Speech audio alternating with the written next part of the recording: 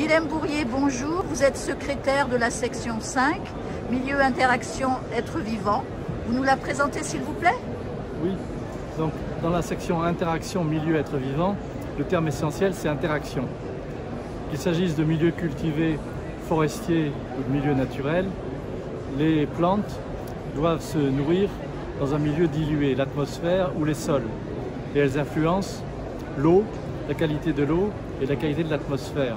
Et donc, notre section étudie les interactions entre le milieu atmosphérique, la lumière nécessaire pour la photosynthèse, le développement des plantes, et le sol et l'eau.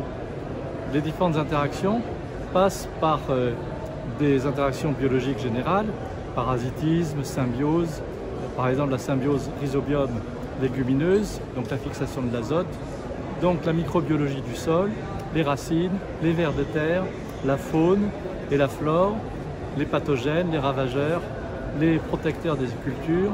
Et donc toute notre section étudie d'une façon complètement pluridisciplinaire toutes ces interactions, qu'elles soient physiques, chimiques ou biologiques, entre les êtres vivants, dans les milieux, climats donc différents, et ce type de sol différents, et donc les adaptations des différents types d'agriculture à une meilleure protection des plantes et une meilleure protection de la vie en général dans les sols.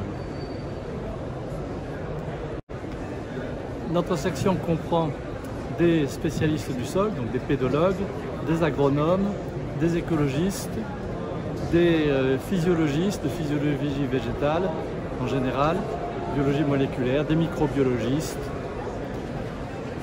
et des climatologues. Chers internautes, chers youtubeurs, bonjour. Nous continuons notre perspective de connaissance des sections de l'Académie et nous avons l'honneur et la joie d'accueillir aujourd'hui Agnès Rickrock. Donc Agnès Rickrock, vous êtes secrétaire de la section Sciences de la vie. Alors j'aurais une première question. Comment arrive-t-on secrétaire de cette section? Qui êtes-vous et d'où venez-vous? Très bien. Bonjour chers amis youtubeurs et d'internet en général. Bonjour Philippe Kimbongled de l'Académie d'agriculture. Eh bien, comment je suis arrivée? D'abord, je vais me présenter.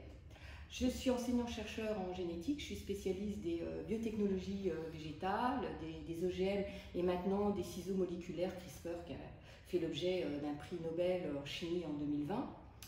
Et donc, j'ai été repérée, si je puis dire, par l'Académie d'agriculture puisqu'elle m'a décerné un prix, le prix de la Fondation Limagrin. Puis après, j'ai été auditionnée, donc j'ai fait un séminaire pour l'Académie d'agriculture.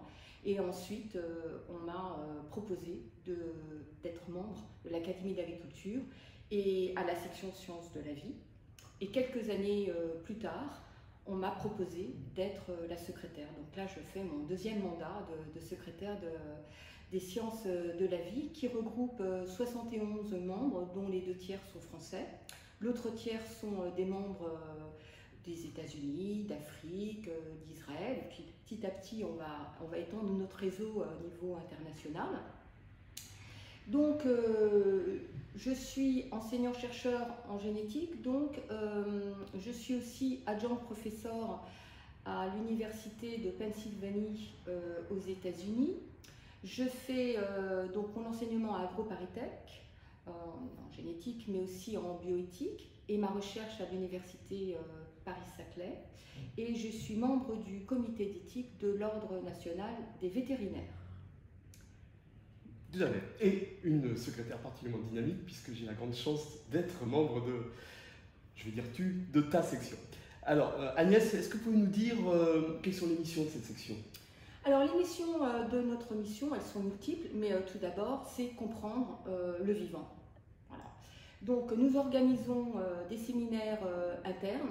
Donc, parmi nos membres, nous avons des spécialistes donc de la biodiversité, des spécialistes des biotechnologies, des territoires comme les Living Labs.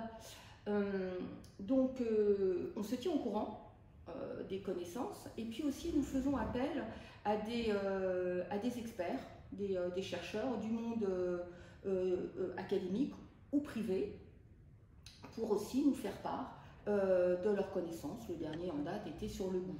Voilà. Donc nos membres sont évidemment plutôt des chercheurs, mais aussi nous avons des entrepreneurs. Nous sommes très à l'écoute du monde industriel, et puis aussi des spécialistes de la communication et du monde politique au sens noble du terme, avec son ancien président de l'Office d'évaluation des choix scientifiques et technologiques. Donc nos missions, c'est de comprendre et d'apporter des solutions. Donc je peux vous donner quelques exemples parmi les interventions des membres de notre section, qui sont aussi des biologistes, mais ça peut être aussi des vétérinaires. Et à ce propos, nous avons eu des colloques sur les antibiotiques, sur l'impact possible des installations électriques sur le comportement des élevages. Nous avons des spécialistes aussi de la forêt, puisque nous avons eu un colloque sur l'utilisation des cèdres méditerranéens dans la forêt méditerranéenne pour lutter contre le changement climatique. Donc nous sommes très sensibles, on essaie d'apporter des solutions concrètes. Alors, au niveau de la biodiversité, c'est très multiple, puisque nous avons des spécialistes du milieu marin, donc des membres, donc des confrères ou des consoeurs qui travaillent par exemple sur les algues. Est-ce qu'on peut les utiliser pour l'alimentation ou pour une énergie non carbonée fossile? Nous avons des spécialistes aussi du monde arctique et antarctique avec le phytoplancton, comment il évolue, pour mieux le connaître d'ailleurs. Nous avons aussi des spécialistes de la biodiversité qui peut attaquer les plantes. Donc la santé des plantes, c'est aussi important. Donc nous avons aussi organisé un colloque ou bien des séances à l'académie, comme vous le savez, qui se tiennent tous les mercredis entre 14h30 et 17h. Donc ça, c'est aussi très important. Ce sont les antibiotiques. Est-ce qu'on doit continuer à les utiliser ou pas? Dans le nouveau concept qui s'appelle une santé animale, végétale et humaine. Hein. On sait très bien qu'il y a eu des zoonoses, qu'il y a eu des passages entre l'animal et l'homme et vice-versa. Donc on essaye de bien comprendre ce concept qui en anglais s'appelle One Health, que certains doivent connaître. Donc voilà, la santé, la biodiversité, et puis on a aussi les derniers outils comme les biotechnologies. Par exemple, est-ce qu'on peut mieux fixer le CO2 par la biologie de synthèse? C'est une question qui va être abordée prochainement à l'Académie d'agriculture. Une autre question, est-ce qu'on peut stocker des données dans l'ADN? Voilà. Et une autre question, est-ce qu'on peut utiliser les nouveaux outils de génomique dont je suis plutôt spécialiste, donc, parce que j'ai publié 6 livres sur la question, pour eh bien, atteindre des objectifs de lutter par exemple contre la pauvreté, lutter contre le changement climatique, notamment dans l'agriculture, et faire des plantes qui soient plus adaptées. Donc voilà l'échantillon que je peux vous donner. Mais on s'occupe aussi d'une agriculture qui n'est pas forcément nationale. Par exemple, nous avons des spécialistes des caféiers en Chine ou bien en Afrique. Est-ce que les caféiers subissent aussi le changement climatique et comment gérer donc ces caféiers qui sont très importants puisqu'on aime bien prendre son petit café le matin. Je crois Agnès, qu'on peut dire que cette section elle est quand même très large dans son périmètre d'action. Je crois aussi qu'on peut dire qu'elle est très dynamique, avec des échanges quand même des fois un peu touchy, mais ça c'est normal. Et puis je pense aussi, peut-être tu n'as pas insisté sur l'idée que ces séminaires que tu organises régulièrement sont des séminaires très importants parce que ça permet d'ouvrir au monde extérieur, et ces séminaires d'ailleurs on les retrouve sur la chaîne YouTube. C'est un peu comme ça qu'on peut résumer un peu les travaux de cette section. Tout à fait, parce que la section sciences de la vie, c'est la section, si vous voulez, la plus fondamentale et finalement la plus en amont, c'est-à-dire c'est elle qui va repérer des questions, des nouveaux concepts et aussi des nouveaux problèmes. Et donc on fait appel effectivement à des experts, des chercheurs, des chercheuses publics comme privés. Donc, et d'ailleurs, ça nous permet de repérer des futurs membres qui seraient d'accord pour pouvoir nous rejoindre et participer à cette dynamique. Alors, ce que je voudrais aussi ajouter, c'est que beaucoup de membres de la section participent dans les réseaux sociaux, bien sûr, mais participent au débat avec les journalistes. Et très souvent, nous avons des entretiens, des interviews à la télévision, à la radio, nationale, hein, évidemment, et dans les journaux nationaux comme internationaux. Donc on fait appel à nous et on essaye bien sûr toujours de se libérer pour répondre aux questions des journalistes qui normalement reprennent les questions de tout un chacun. Tout à fait. Alors ma dernière question, Agnès, ce serait quel est votre programme de travail pour la rentrée, puisque l'Académie va faire sa rentrée en septembre. Qu'est-ce que vous allez mettre dans vos cartables? Alors, nous allons organiser un colloque prochainement sur l'ADN environnemental. L'ADN, finalement, on le retrouve évidemment partout dans le monde vivant, notamment dans les micro-organismes, par exemple dans le sol. Et on va essayer de comprendre quelles sont les interactions de ces micro-organismes avec les végétaux, avec les animaux, en essayant de les pister. Donc c'est un nouveau concept, si je puis dire, l'ADN environnemental. Donc ça, c'est notre vraiment prochain colloque. Gros travail. Oui, gros travail. Il y a aussi une séance sur la biologie de synthèse, hein, donc qui va permettre de mieux comprendre les avancées aussi de la génétique pour répondre à des défis. Donc ça, c'est vraiment les prochains séances et colloques qui se profilent. Mais moi, de toute manière, je vous invite à regarder le site de l'Académie d'agriculture pour vous tenir au courant. Je crois, Agnès, peut-être sans vouloir dévoiler quoi que ce soit, mais je pense aussi que tu voulais travailler autour de Mendel. Alors, tout à fait, Philippe, comme je vous l'apprends ou vous le savez, le 20 juillet, nous avons donc fêté le bicentenaire de la naissance de Gregor Mendel, qui est en fait le père de la génétique, qui a découvert les lois de la génétique. D'ailleurs, on appelle ça la génétique mendélienne. Les petits pois voilà, ridés et lisses, jaunes et verts, que les lycéens doivent bien connaître.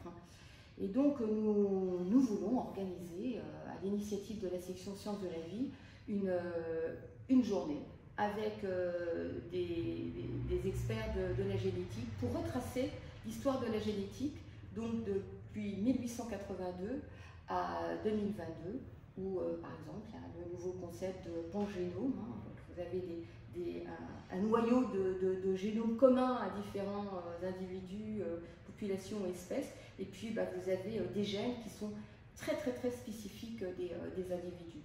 Donc nous allons balayer ces 200 ans.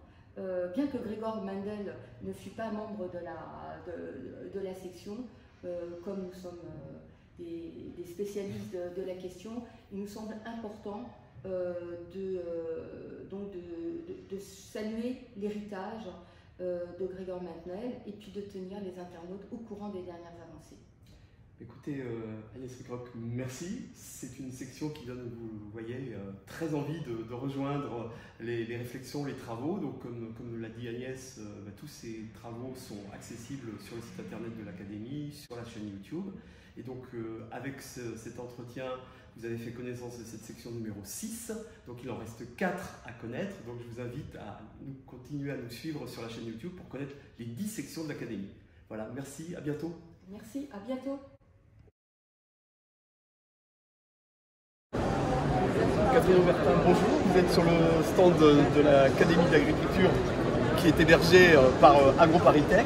L'occasion pour nous de vous dire bonjour et surtout de vous donner l'occasion de présenter votre section, parce que vous animez une section à l'Académie d'agriculture qui s'appelle Environnement et Territoire. Alors, peu de gens savent qu'il y a une section environnement à l'Académie. Merci Philippe. Donc j'anime avec Christine King la section 7 de l'Académie d'agriculture qui comporte 10 sections. Et nous comme vous venez de dire, nous travaillons dans la section environnement et territoire. C'est important de le souligner parce que avec ces thèmes environnement, nous touchons bien sûr tous les grands problèmes d'environnement actuellement, c'est-à-dire les problèmes climatiques, les problèmes d'érosion de la biodiversité, les problèmes de pollution. Et également, nous touchons tout ce qui est territoire au sens de paysage, de mosaïque, mais aussi de souveraineté alimentaire au niveau de ces territoires et de ces possibilités d'agir.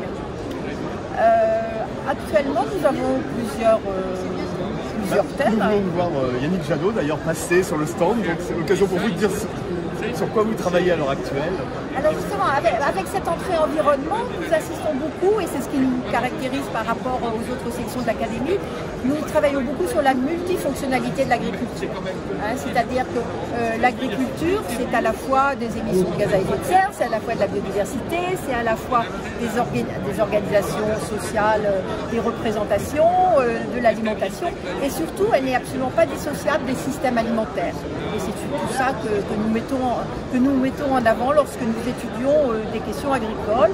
Nous avons beaucoup travaillé sur des questions de sol, sur des questions d'eau, dans le cadre du Varenne de l'environnement, où nous avons beaucoup insisté sur le fait que l'eau est d'abord une ressource à protéger peut-être, et qu'il serait bon de ne pas partir en tant que besoin ou que demande.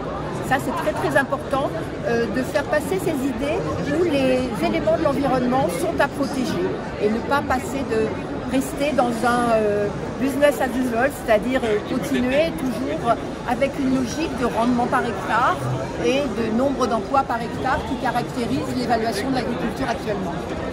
Catherine, merci. Et l'occasion pour nous de rappeler que c'est l'Académie d'agriculture, mais qui s'occupe d'alimentation et de développement durable. Merci à vous. Merci.